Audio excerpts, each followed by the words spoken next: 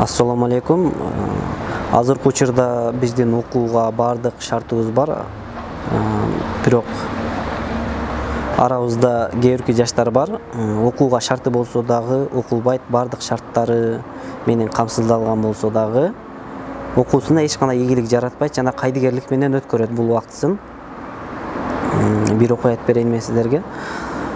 Өткөн бир кылымдарда Нюрнберг деген шаарда bir zargerдин 18 баласы болот.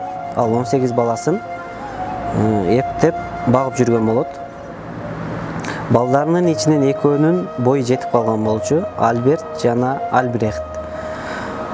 Экөө Нюрнберг шаарындагы бир академиялардын биринде окууну максат кылышат, бирок атасынын ага окутууга чамасы жок болчу. Ошентип экөө ойлонушуп бир күн мелдешишет. Кимибиз жеңсек окууга өтөбүз, ал эми жеңилген болсо окуу үчүн каражатты төлөмөй болушат.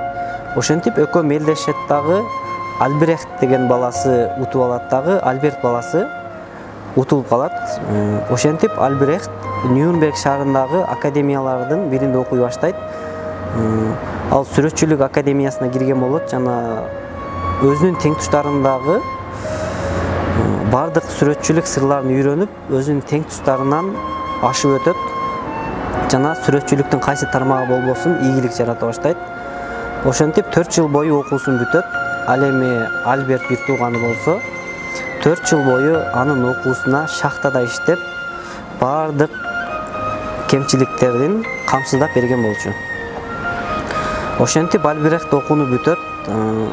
Үй бүлөсү чогулуп дасторкон жаят. Үй бүлө чогулуп Альберттин окууну бүткөнүн майрамдай башташат. Ошол учурда Альбрехтке сөз жетет дагы, ал менин бул ийгиликке жетүүмө Альберт бир тууганы себепчи. Эми мен Альберттин окуусун камсыздайын, эми ал окусун дейт.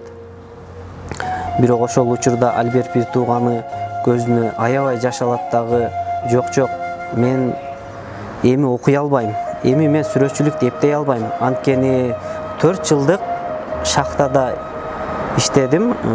Бул шахтада иштегенде менин ар бир манжамдын муундары жок дегенде экиден сынды. Артриттен колдорумдун манжалары сүрөттүү эмес, түз сызыкты дагы сыза албай калды деп көзүнө жаш алып ыйлайт. Альбрехт Дюрер ошентип өзүнүн заманындагы атактуу сүрөтчүлөрдүн бирине айланат.